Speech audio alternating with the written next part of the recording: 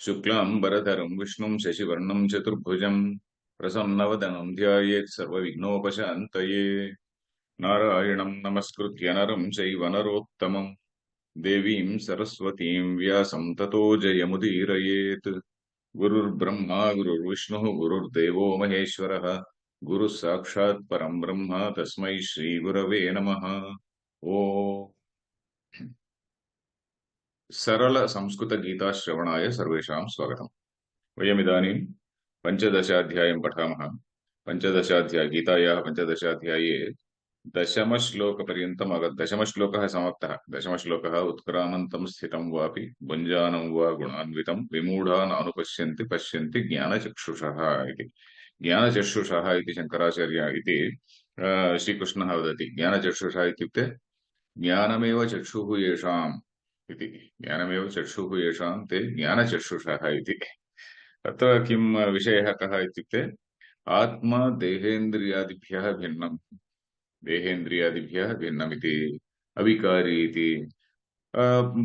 यद्यपि अन्तःकरणे एव लब्धुम् अथवा ज्ञातुं शक्यते तथापि वयं न पश्यामः। मूढाः विमूढाः नानुपश्यन्ति। कस्मात् कारणात् इत्युक्ते वयं देहेन्द्रियसङ्घातेन सह तादात्म्यं प्राप्तवन्तः। देहः एव अहम् इति इत्येवं तादात्म्यभावना वर्तते तत्र। अत एव वयम् आत्मानं न द्रष्टुं शक्नुमः। परन्तु ज्ञानिनः कथं ते ज्ञातुं शक्नुवन्ति इति। अनन्तरश्लोके अपि एवमेव वर्तते। अनन्तरश्लोके इत्युक्ते एकादशश्लोके अपि अयमेव विषयः। अत्र एकादशश्लोकं पठामः इदानीं। श्रीनिवास कृपया पठतु। यतन्तो योगिनश्चैनं देवाचार्य यतन्ते योगिनश्चैनं पश्यन्त्यात्मन्यवस्थितम् यतन्तोऽप्यकृतात्मानो नैनं पश्यन्त्यचेतसः। तत्र प्रथमपादे यतन्ते इति न यतन्तो यतन्तो योगिनश्चैव। यतन्तः योगिनः एव। तत्र पदविभागं पश्यामः। एकं निमेषम्। यतन्तो योगिनश्चैनं पश्यन्त्यात्मन्यवस्थितं यतन्तोऽप्यकृतात्मानः नैनं पश्यन्त्यचेतसः इति। पदविभागः एवमस्ति।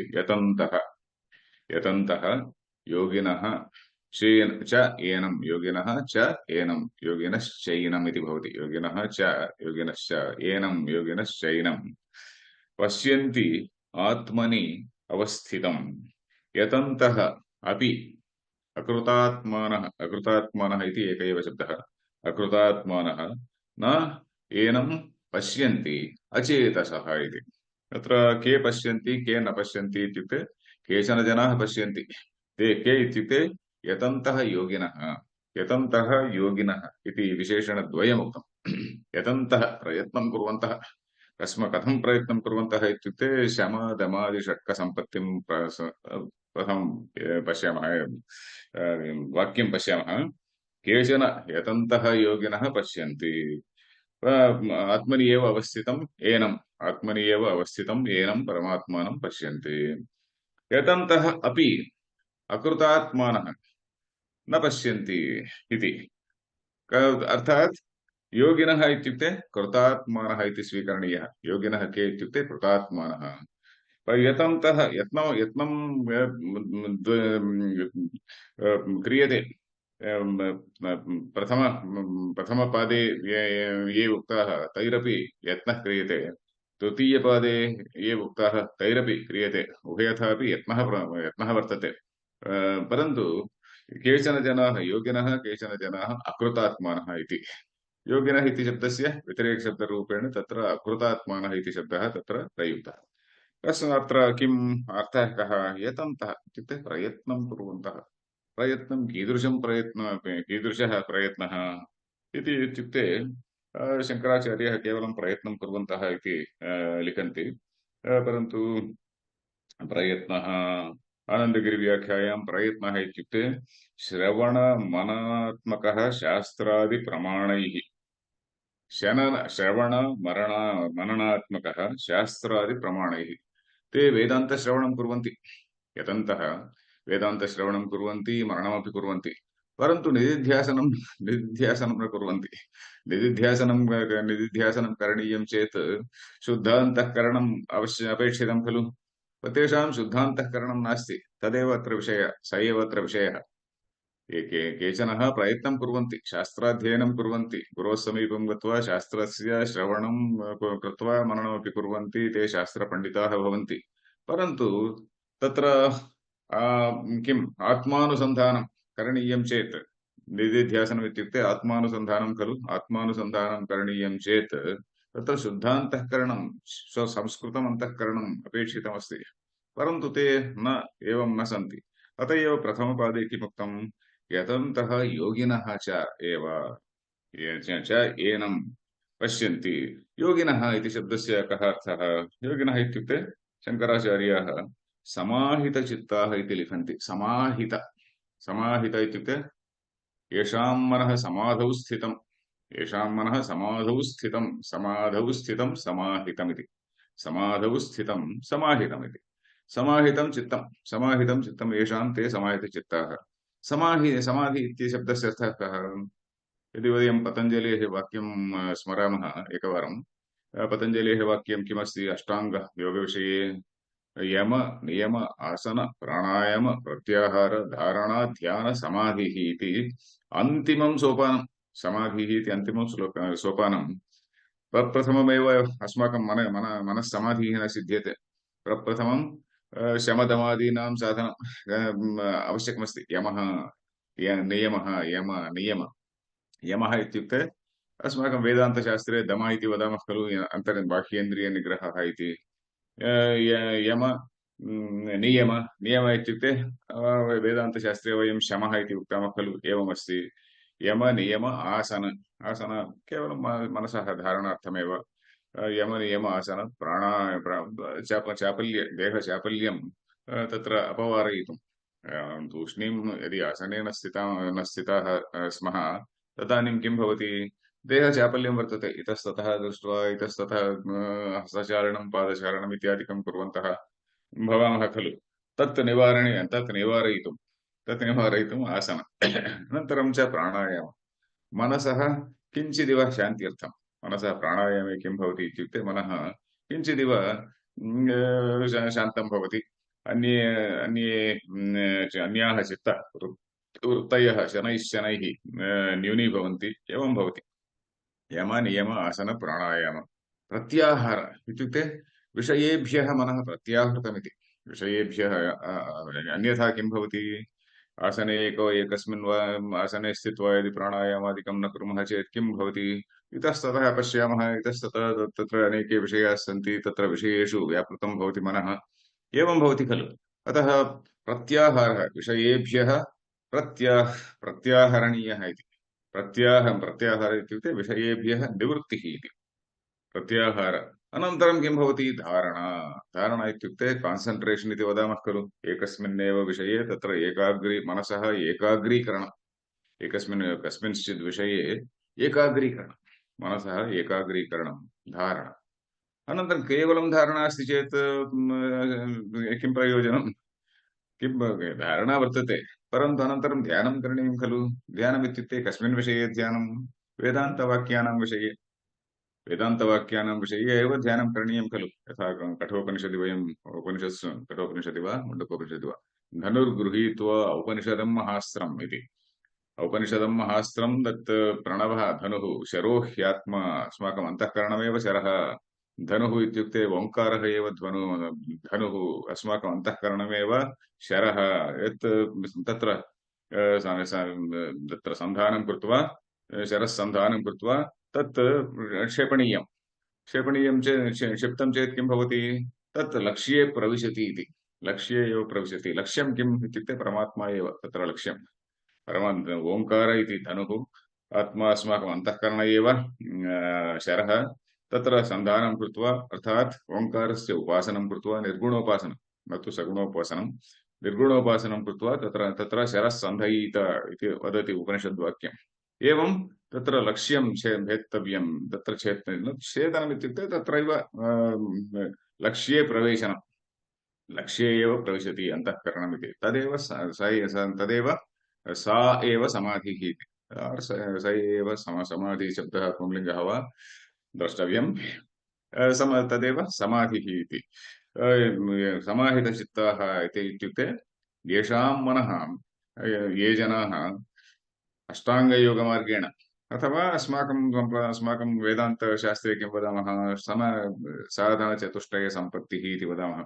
साधनचतुष्टये सम्पन्नाः शमदमादिषट्कं किं नित्यानित्यवस्तुविवेकः शमदमादिषट्कसम्पत्तिः मुमुक्षुत्वं अनन्तरं किम् अन्यत् अस्ति खलु साधनचतुष्टयं। साधनचतुष्टयं तत्र साधनचतुष्टये सम्पन्नाः तदा एव समाधिः सम्भवति। तावत्पर्यन्तं समाधिः न सम्भवति। एवमस्ति। अत एव ध्यानादिभिः स्थिरीकृतं चित्तम् इति शङ्कराचार्याः वदन्ति। ध्यानादिभिः स्थिरीकृतं चित्तम् इति। तत्र किं शास्त्रादिप्रमाणैः किं योगिनश्च समाहितचित्ताः ध्यानादिभिः स्थिरीकृतं चित्तम् इति किम् तत्र व्याख्यायाम् उपलभन्ते स्वस्याम् अवस्थितम् अनुकर्तरः। ओके कुत्रचित् अस्ति तद्वा शब्दः स शब्दः ध्यानादिभिः स्थिरीकृतं चित्तम् पश्यन्ति आत्मनि अवस्थितं स्वस्य अन्तःकरणे एव आत्मनि एव अवस्थितं स्वबुद्धौ एव असङ्गः अविक्रियः असङ्गम् अविक्रियम् आत्मानं स्वस्य अन्तःकरणे एव ते ज्ञातुं प्रभवन्ति ज्ञातुं शक्नुवन्ति इति अवस्थितम् आत्मन्येव स्वबुद्धौ स्थितं परमात्मानमेव ते द्रष्टुं शक्नुवन्ति द्रष्टुं शक्नुवन्ति अथवा ज्ञातुं शक्नुवन्ति पश्यन्ति इत्युक्ते द्वैतबुद्ध्या न तु द्वैतबुद्ध्या ज्ञातुम् ओ अहमेव तत् मम स्वरूपमेव तत् इति अद्वैतबुद्ध्या ज्ञातुं शक्नुवन्ति इति न तु द्वैतबुद्ध्या अत्र अन्तःकरणे अस्ति परमात्मा वर्तते किमपि किं वस्तुरूपेण इति न वस्तुरूपेण न तदेव मम स्वरूपं तत् शुद्धचैतन्यमेव मम स्वरूपम् इति ज्ञातुं शक्नुवन्ति इति अनन्तरं किम् अत्र पुनः तत् वाक्यं स्मरामः चेत् धारणा ध्यानसमाधयः इति धारणायां किं भवति धारणायां चित्तस्य एकाग्रीकरणं भवति ध्याने ध्यानमित्युक्ते आत्मविचारः भवति अनन्तरं समाधि इत्युक्ते तस्मिन्नेव मनसः अवस्थानं मनसः स्थापनम् अथवा मनसः स्थापनं तदेव समाधिः इति एवं तत्र योगिनः द्रष्टुं शक्नुवन्ति अनन्तरं किं भवति ये जनाः योगिनः न भवन्ति अकृतात्मानः इति यतन्तोऽपि अकृतात्मानः यतन्तः अपि ते प्रयत्नं कुर्वन्ति शास्त्राध्ययनम् इत्यादिकं कुर्वन्ति शास्त्रप्रमाणैः ज्ञातुमिच्छन्ति केवलं परन्तु ते केवलं शास्त्रपण्डिताः तेषाम् अन्तःकरणं संस्कृतं न जातम् एवं श्रवणादीनि कृतवन्तः परन्तु अन्तःकरणं संस्कृतं न जातं संस्कृतं न जातम् इत्युक्ते एतावत्पर्यन्तं प्राकृतरूपेण एव वर्तते इति प्राकृतं संस्कृतम् इति शब्दद्वयं वर्तते खलु प्राकृतम् इत्युक्ते यथा इन्द्रियाणि नयन्ति तस्मिन् मार्गे गच्छामः प्राकृतं स्वाभाविकमित्युक्ते मनुष्यस्य शरीरस्य स्वभावः शरीरस्य इन्द्रियाणां च स्वभावः कः इत्युक्ते इन्द्रियाणि विषयाणां पृष्ठतः गच्छन्ति धावन्ति इन्द्रियाणि हयान् आहुः इति उक्तं खलु हयाः इव अर्थात् अश्वाः हार्सस् इव इन्द्रियाणि विषयाणां पृष्ठतः गच्छन्ति वयमपि एवमेव गच्छामः तत् असंस्कृतं मनः इति संस्कृतं मनः इत्युक्ते यत् यत् मनः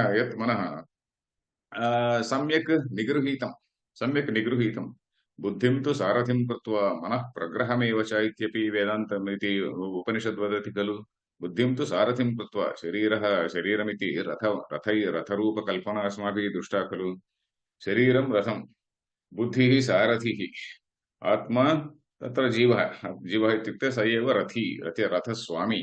रथस्वामी बुद्धिः इति तत्र सारथिः मनः प्रग्रहः एव प्रग्रहः इत्युक्ते रेन्स् इति इन्द्रियाणि हयान् आहुः इति इन्द्रियाणि एवं रथरूपकल्पना वर्तते खलु एवं यस्य मनः निगृतमस्ति स एव कृतात्मा कृतः आत्मा आत्मा इत्युक्ते अन्तःकरणं कृतः इत्युक्ते संस्कृतः संस्कृतः आत्मा येन सः कृतात्मा अथवा संस्कृतात्मा कृतात्मानः इति बहुवचनशब्दः अकृतात्मानः इत्युक्ते येषाम् अन्तःकरणं सम्यक् न संस्कृतमिति येषाम् अन्तःकरणं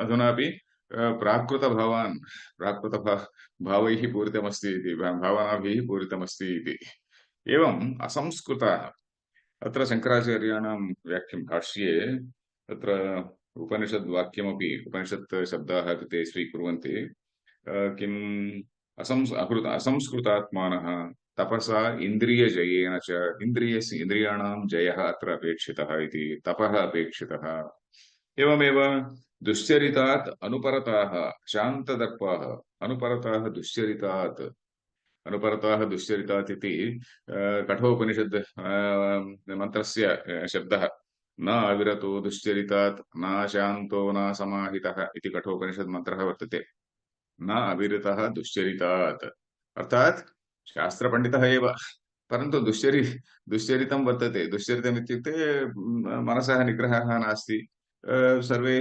लौकिककर्मसु प्रवृत्तिः अस्ति चेत् तत्र किमपि पापं नास्ति परन्तु अत्र दुश्चरितात् दुश्चरितमपि कुर्वन्ति यत् निषिद्धं कर्म वर्तते निषिद्धकर्माण्यपि कुर्वन्ति इत्येवं ये जनाः केवलं शास्त्रपण्डिताः परन्तु असंस्कृतात्मानः इन्द्रियजयं न कृतवन्तः असंस्कृतं मनः तेषां प्राकृतं मनः तेषां ते अकृतात्मानः इति तेषां किं भवति न एनं पश्यन्ति नैनं पश्यन्ति अचेतसः अचेतसः इत्युक्ते शङ्कराचार्याः अविवेकिनः इति लिखन्ति अचेतसः इत्युक्ते अचेतसः अविवेकिनः येषां विवेकः नास्ति विवेकः इत्युक्ते नित्यानित्यवस्तुविवेकः दृष्ट दृष्टा अदृष्टफलभोग फलभोग किं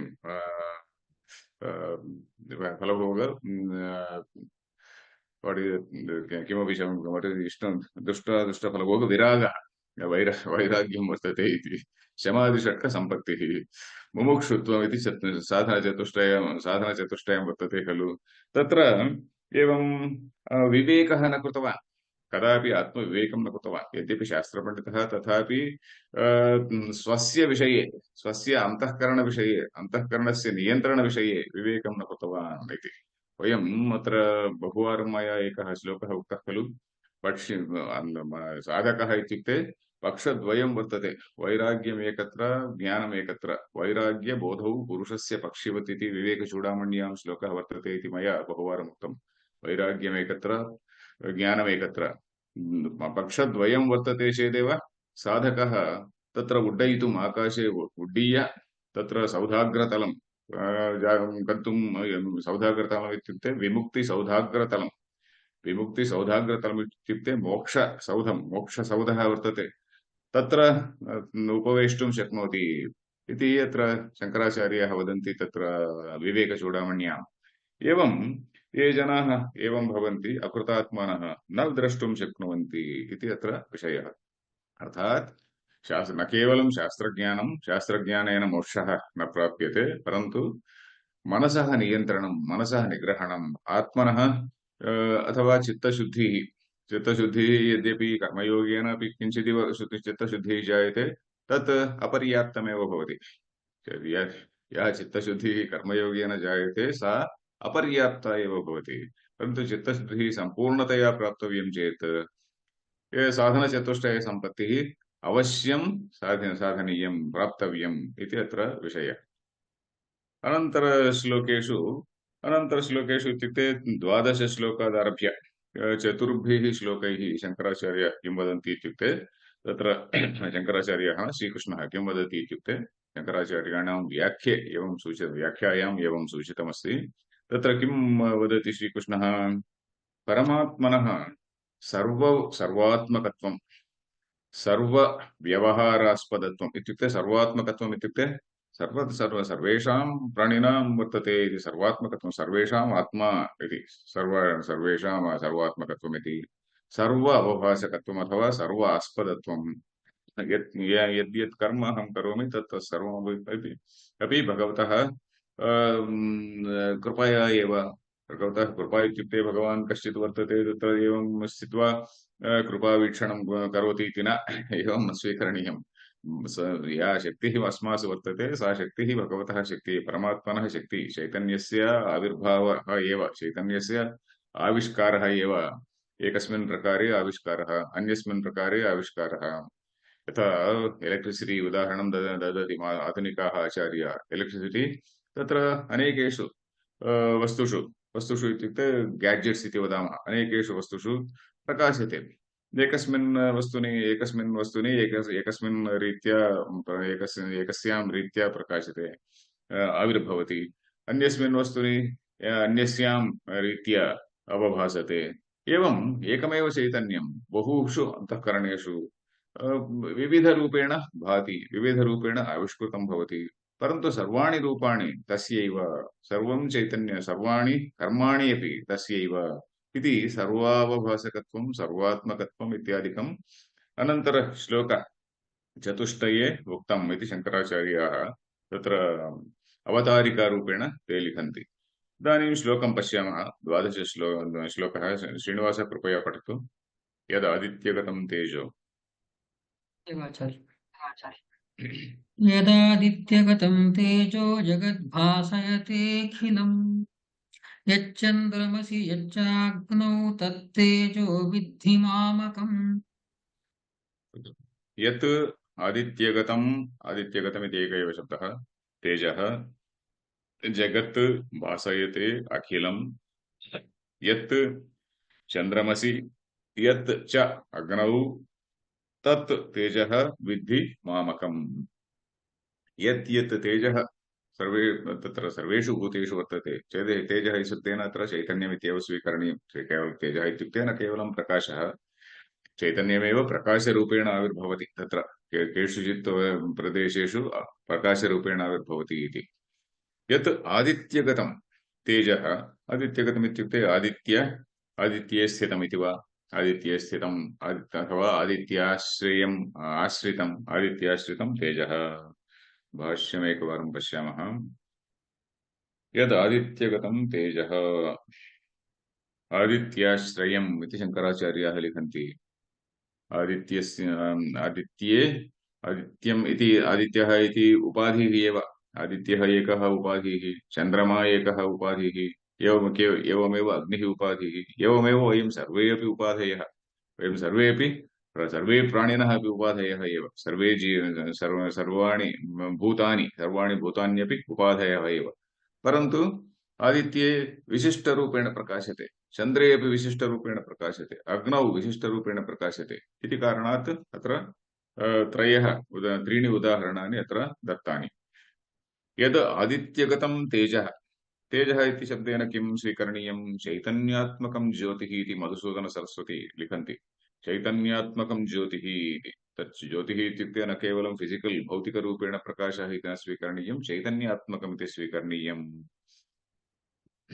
एवमेव यद्यत् तेजः वर्तते तत् सर्वमपि ईश्वरस्य तेज एव इति स्वीकरणीयम्। अनन्तरं च जगत् भासयते अखिलम्। ईश्वर सूर्यस्य तेजः अथवा आदित्यस्य तेजः कीदृशः इत्युक्ते अखिलं जगत् भासयते, अखिलं जगत् प्रकाशयते। सूर्यस्य कान्तिं विना वयं द्रष्टुं न शक्नुमः।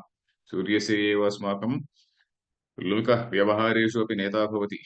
लोकव्यवहारेषु प्रातरारभ्य रात्रिपर्यन्तं कर्माणि, विविधानि कर्माणि वयं कुर्मः। अस्माकं जीवनस्य नेता सूर्यः एव, जगत् भासयते अखिलम्। एवमेव यत् चन्द्रमसि, चन्द्रमस् इति शब्दः, चन्द्रमा इति प्रथम एकवचनं भवति खलु।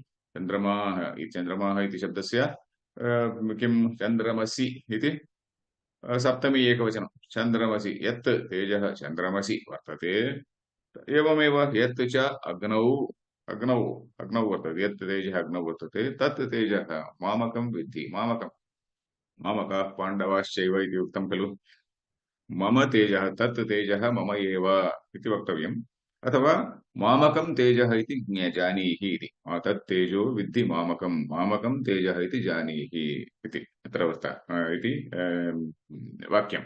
मामकं मामकं तेजः तेजः इति नपुंसकलिङ्गशब्दः इति कारणात् मामकं तेजः इति मामकः पाण्डवाश्चैव इति मामकाः पाण्डवाश्चैव इति कृतवन्तः खलु प्रथमाध्याये एवं मामकं तेजः यत् चन्द्रमसि यत् अग्नौ तिष्ठति इति अत्र किं द्रष्टव्यम् अस्माभिः इत्युक्ते सर्वत्र न केवलं त्रीणि अत्र त्रीणि उदाहरणानि भगवता दत्तानि परन्तु न केव तत्र किमर्थमुक्तम् इत्यपि शङ्कराचार्याः लिखन्ति तत्र शङ्कराचार्याणां व्याख्यां भाष्यं यदि पश्यामः चेत् शङ्कराचार्याः लिखन्ति ननु स्थावरेषु जङ्गमेषु च तत् समानं चैतन्यात्मकं ज्योतिः एकः प्रश्नः सम्भाव्य प्रश्नः उत्थापयित्वा समाधानं ददति शङ्कराचार्यः किं स्थावरेषु जङ्गमेषु अर्थात् सर्वेषु प्राणिषु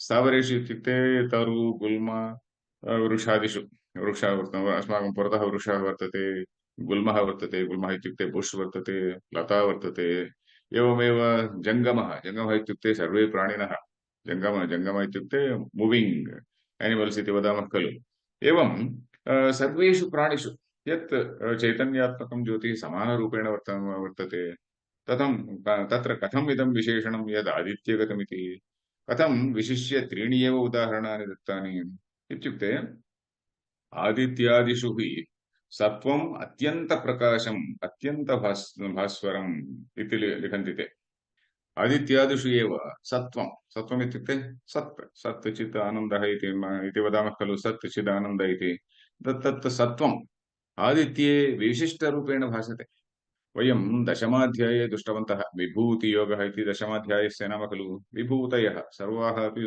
विभूतयः सन्ति अनेके विभूतयः सन्ति विभूति इत्युक्ते किं विशेषेण विभूतिः इति विशेषेण अवस्थानं विशेषेण ब्रह्मणः आविर्भावः परमात्मनः आविर्भावः तेषु तेषु दृश्यते इति कारणात् ताः सर्वाः अपि विभूतयः इति उदाहरणतया रामः इत्युक्ते विभूतिः कृष्णः इत्यपि विभूतिः एव वृष्णीनां वासुदेवोऽस्मि इति श्रीकृष्णेन उक्तं खलु तत्र श्रीकृष्णः यदा वृष्णीनां वासुदेवोऽस्मि इति यदा वदति तदा अस्माभिः ज्ञातव्यमस्ति श्रीकृष्णः वृष्णिकुलः सञ्जात इव न वदति परन्तु परमात्मनः तत् स्पोक्स् पर्सन् इति वदामः खलु परमात्मनः प्रतिनिधिरूपेण एव वदति इति परमात्मा शुद्धचैतन्यं न वक्तुं शक्नोति अत एव श्रीकृष्णः अहम् इति यदा श्रीकृष्णः वदति तदा अस्माभिः किं ज्ञातव्यं तत्र श्रीकृष्णः इति न स्वीकरणीयम् अपि तु परमात्मनः वचनमेव एतत् इति स्वीकरणीयम् एवम् अत्र विभूतयः उत्तमाः विभूतयः स्वीकृताः परन्तु वयं सर्वेपि अंशरूपेण एव स्मः वयं सर्वेपि तदपि लिखन्ति शङ्कराचार्याः किम् अतः तत्रैव आविस्तरं ज्योतिः इति तत् विशिष्यते न तु तत्रैव तत् अधिकमिति यथा हि श्लोके तुल्येऽपि मुखसंस्थाने न काष्ठकुड्यादौ मुखम् आविर्भवति आदर्शादौ तु स्वच्छेष तारतम्येन आविर्भवति इति शङ्कराचार्याः उदाहरणं ददति उदाहरणतया अस्माकं मुखं वर्तते अस्माकं मुखं यदि मुखस्य प्रतिबिम्बं द्रष्टुमिच्छामि चेत् अहं तत्र कुड्यम् इत्युक्ते वाल् समीपे स्थित्वा यदि मुखं पश्यामि चेत् मम प्रतिबिम्बः तत्र भवेद् वा न भवेत् यदि किमपि दर्पणं वर्तते चेत् दर्पणे यदि पश्यामि चेत् किञ्चित् द्रष्टुं शक्नोमि यदि दर्पणम् अत्यन्तं शुद्धमस्ति चेत् मम प्रतिबिम्बः अपि अत्यन्तं शुद्धरूपेण आविर्भवति खलु एवमेव तत्र आदित्यः अग्निः चन्द्रः इत्यादि स्थलेषु परमात्मनः आविर्भावः तत्र अधिकं दृश्यते आविर्भावः एवं तत्र दृश्यते वयं सर्वे अपि घटाकाशः महाकाशः घटाकाशवत् वयं सर्वे अपि घटाकाशतुल्याः वयं सर्वे अपि परमात्मनः अंशाः एव ममैवांशो जीवलोके इति पूर्वमुक्तं न केवलम् ईश्वरं न केवलम् आदित्यः परमात्मनः अंशः अपि तु वयमपि ममैवांशो जीवलोके जीवभूतः सनातनः इति अत्र विषयः यद्यद् अस्मासु अपि वर्तते यद्यद् अध्यात्मं वर्तते तदेव अधिदैवं वर्तते। अध्यात्मम् इत्युक्ते यत् तेजः अस्मासु कुत्र वर्तते तेजः इत्युक्ते अक्षि सूर्यः अस्मासु यत्र कुत्र वर्तते इत्युक्ते सूर्यः अक्षिरूपेण वर्तते। सूर्यः अत्र सूर्यकान्तिरेव अथवा तेजः एव परिणामं प्राप्य नेत्रेन्द्रियरूपेण अत्र तिष्ठति। एवमेव चन्द्रमा इत्युक्ते मनः। चन्द्रमा इति मनसः अधिष्ठानदेवता खलु। मनसः अधिष्ठानदेवता अस्माकं मनसि या या वृत्तयः जायन्ते ता वृत्तयः सर्वाः अपि चन्द्रेण प्रभाविताः एव। अस्माकं रागद्वेषादयः दया कारुण्यम् अथवा प्रेम इत्यादीनि सर्वाण्यपि तत्र सर्वाण्यपि चन्द्रस्य प्रभावेन एव अस्माकम् इमोशन्स् इति वदामः खलु। अत एव लूनटिक् इति शब्दाः तत्र आङ्ग्लभाषायामपि वर्तन्ते। यदि चन्द्रस्य प्रभावः अन्यथा भवति चेत् मनुष्यः लूनटिक् इति वदामः। एवं चन्द्रः अस्माकं मनसः अनुग्राहकः देवः इति। एवमेव वाचः वागिन्द्रियस्य अधिष्ठानदेवता इत्युक्ते अग्निः इति। अग्निः वाक् भूत्वा मुखं प्राविशतु इति उपनिषद्वाक्यं वर्तते। एवं अस्मासु यत् वर्तते, अस्मासु इत्युक्ते अध्यात्मं यत् वर्तते तदेव अधिदैवरूपेण वर्तते।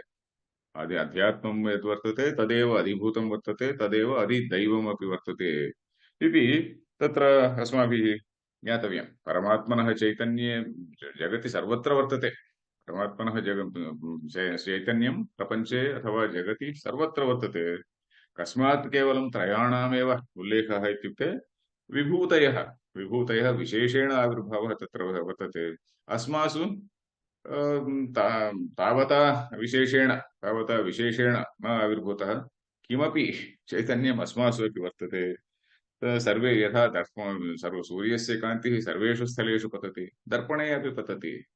एवमेव अन्यत्रापि पतति। दर्पणे प्रतिबिम्बः वर्तते, अन्यत्र प्रतिबिम्बः न वर्तते इत्येवम् अस्माभिः अत्र द्रष्टव्यमिति व्याख्यायां शङ्कराचार्याः लिखन्ति। यत् चन्द्रमसि च यत् च अग्नौ तत्तेजः विद्धि मामकं। तत्तेजः तत् चैतन्यज्योतिः मम इव। मामकम् इत्युक्ते मम इव इति। अत्रापि शङ्करानन्दाः लिखन्ति मम तेजः इत्युक्ते तेजः अन्यः अहमन्यः तेजः अन्यत् अहमन्यः इति न द्रष्टव्यम्। तत्र राहोश्शिरवत् इति शङ्करानन्दव्याख्यायां वर्तते। राहोश्शिरः इत्युक्ते राहुरेव शिरः। तत्तेजो विद्धि मामकम् इत्युक्ते तेजः एव अहम् इति। अहमेव तेजः इति तत्र स्वीकर्तव्यं, न तु मम तेजः इति न स्वीकरणीयम् इति ते लिखन्ति। अत्र समयः अपि जातः। अत्र विरमामः अद्य। कश्चित् प्रश्नः वर्तते वा? धन्यवादः आचार्य। प्रश्नः नास्ति आचार्य। तर्हि अत्र समापयामः। हरिः ओम् तत्सत्।